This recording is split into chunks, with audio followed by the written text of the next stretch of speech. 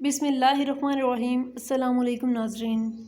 شیر خدا کے شیر بیٹے اپنے تمام اثاثے لٹانے کے بعد گھوڑے پر سوار ہوتے ہیں، اپنے چاہنے والوں کی لاشیں اٹھا اٹھا کر نڈال ہو چکے ہیں، لیکن اب بھی چہرے پر شجاعت حیدری کی جھلک نمایاں ہے۔ شمر اور عمرو بن سعد جب ذوالفقار حیدری کو میدان کی طرف آتا دیکھتے ہیں تو پریشانی سے پیشانی پر بل پڑ جاتے ہیں۔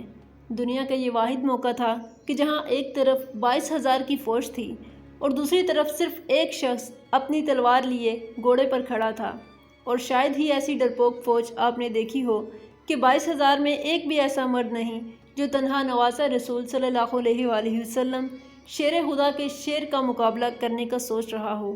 ویسے بھی ان سب نے سن رکھا تھا کہ ان کے نبی صلی اللہ علیہ وآلہ وسلم نے فرمایا تھا، حسین مجھ سے ہے اور میں حسین سے ہوں، لیکن بدبختوں کی آنکھوں پر لالچ نے پردہ ڈال رکھا تھا۔ ہر کوئی دربار یزید میں اونچا مقام اور انعام حاصل کرنا چاہتا تھا۔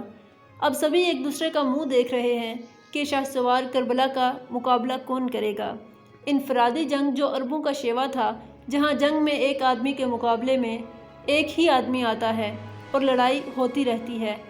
شجاعت حیدری کے وارث کو دیکھ کر یزیدی فوج نے نہ صرف انفرادی جنگ ترک کی بلکہ اجتماعی حملہ کرنے میں بھی کسی کی جرأت نہیں ہو رہی تھی۔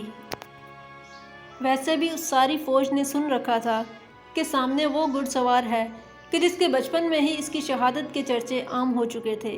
ایک دفعہ حضرت جبرائیل علیہ السلام حضور اکرم صلی اللہ علیہ وآلہ وسلم کی بارگاہ میں حاضر تھے کہ وہاں حضرت امام حسین رضی اللہ تعالیٰ عنہ بھی تشریف لے آئے اور حضور اکرم صلی اللہ علیہ وآلہ وسلم کی مبارک گود میں بیٹھ گئے۔ حضرت جبرائیل امین نے عرض کیا کہ اے اللہ کے رسول، آپ کی امت آپ کے اس بیٹے کو شہید کر دے گی۔ حضرت جبرائیل نے مقام شہادت بھی بتایا اور مٹی بھی پیش کی۔ کربلا میں ایک اکیلا گھڑ سوار 22,000 کی لشکر کی طرف بڑھ رہا ہے تو دوسری طرف 22,000 کا لشکر۔ عمر بن سعد شمر سے مشورہ کرتا ہے کہ ہمیں حسین پر تیروں کی برسات کرنی چاہیے، کیونکہ اگر وہ ہماری صفوں تک پہنچ گئے تو ہمارے سینکڑوں سپاہی اپنی جان گنوا بیٹھیں گے۔ اب حال یہ ہے کہ نواسہ رسول حضرت امام حسین رضی اللہ تعالیٰ عنہ میدان کی طرف بڑھ رہے ہیں اور بزدل فوج دور سے ہی تیر چلا رہی ہے کہ کہیں اگر یہ ہمارے قریب پہنچ گئے تو ہم نہیں بچ پائیں گے۔ امام حسین رضی اللہ تعالیٰ عنہ کو تیر لگ چکے ہیں۔ شمشیر حیدری پر پورا لشکر حملہ آور ہوتا ہے۔ خوف کے مارے فوجیوں کی گردنیں کٹ رہی ہیں۔ سینکڑوں یزیدی فوجی جہنم واصل ہو چکے کہ اچانک امام حسین کو اذان کی آواز آئی اور آپ نے اپنی تلوار روک دی اور نماز پڑھنے کی مہلت مانگی۔ یہی وہ وقت تھا کہ جب شمر کے جوش دلانے پر مالک نے پیچھے سے ایک ایسا وار کیا کہ تلوار قلعہ مبارک کو کاٹتی ہوئی کاسہ سر تک پہنچ گئی۔ خون کا فوارہ نکل پڑا۔ جیسے جیسے وقت گزرتا گیا، امام حسین کے جسم پر تلواروں، نیزوں اور تیروں کے زخم بڑھتے جا رہے تھے، لیکن پھر بھی کسی کی ہمت نہ تھی کہ شجاعت کے اس کوہ گراں کو شہید کر سکیں۔ شمر ملعون کے کہنے پر سب نے تیروں کی برسات کر دی۔ ایک شخص نواسہ رسول صلی اللہ علیہ وآلہ وسلم کا سر کاٹنے کے لیے آگے بڑھا، لیکن ہاتھ کانپ گئے۔ پھر شمر ملعون نے کہا کہ یہ کام مجھ سے ہی ہونا ہے۔ وہ آگے بڑھا اور امام حسین کا سر مبارک کاٹ دیا۔ ابن زیاد کے حکم پر تمام سر نیزوں پر چڑھا دیے گئے اور جسم مبارک کو گھوڑوں کے ٹاپوں تلے پامال کیا گیا۔ شہادت حسین تاریخ انسانی کا ایک غیر معمولی واقعہ ہے کہ پیغمبر کے پیروکاروں نے اپنے نبی صلی اللہ علیہ وآلہ وسلم کے نواسے کو بے دردی سے شہید کر کے ان کا سر اقدس نیزے پر سجایا۔ یہی نہیں، خاندان رسول صلی اللہ علیہ وآلہ وسلم کے شہزادوں اور اصحاب حسین کو بھی اپنے انتقام کا نشانہ بنا کر انہیں شہید کر دیا گیا۔ نواسہ رسول حسین ابن علی اور ان کے 72 جانساروں کے خون سے کربلا کی ریت ہی سرخ نہیں ہوئی تھی، بلکہ اس سرخی نے ہر چیز کو اپنی لپیٹ میں لے لیا۔ محدثین بیان کرتے ہیں کہ امام عالی مقام کی شہادت پر نہ صرف دنیا روئی، زمین و آسمان نے بھی آنسو بہائے۔ محدثین بیان کرتے ہیں کہ نواسہ رسول صلی اللہ علیہ وآلہ وسلم کی شہادت کے وقت بیت المقدس میں جو پتھر اٹھایا گیا اس کے نیچے سے خون نکلا۔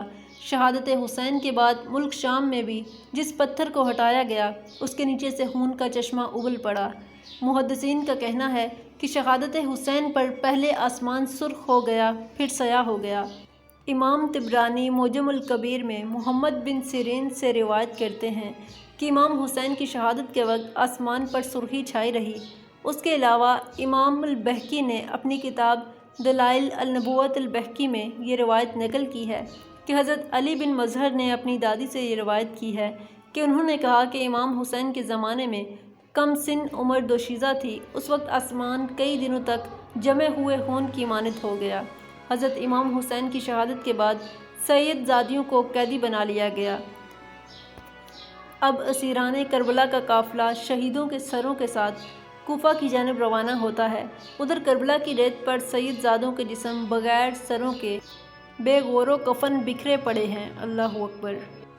تاریخ گواہ ہے کہ شہادت کے 3 دن بعد 13 محرم کو مقام غازی سے قبیلہ بنی اسد سے خواتین دریائے فرات پر پانی لینے آئیں تو انہوں نے بغیر سروں کے جسموں کو بکھرے دیکھا تو سب کی چیخیں نکل گئیں۔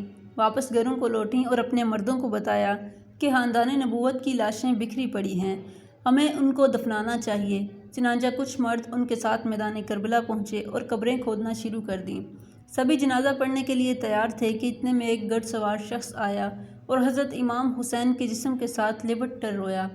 اس شخص کا روب و دبدبہ اتنا تھا کہ ان کے لیے میدان خالی کر دیا گیا۔ انہوں نے نماز جنازہ پڑھایا اور پھر ایک ایک جسم کو نام سے پکارتے اور دفن کرتے رہے۔ سب سے آخر میں حضرت عباس علمدار کو دفنایا گیا۔ جب وہ گھڑ سوار جانے لگا تو قبیلہ بنو اسد نے پوچھا کہ آپ کون ہیں؟ جواب ملا، میں علی بن حسین ہوں۔ یہ کہہ کر چل دیے اور نظروں سے اوجھل ہو گئے۔ اللہ سے دعا ہے کہ ہم نبی آخر الزماں حضرت محمد صلی اللہ علیہ وآلہ وسلم اور ان کی پاک آل پر اپنی جان نثار کرنے والے بن جائیں۔ اے اللہ پاک ہمارے گناہوں کو بخش دے اور ہمارا حشر بروز قیامت حضور اور ان کی آل پاک کے ساتھ کرنا، آمین۔ دوستو ویڈیو کو لائک کریں اور چینل کو سبسکرائب کریں تاکہ مزید ایسے اسلامک واقعات کی ویڈیوز آپ تک بآسانی پہنچ سکیں۔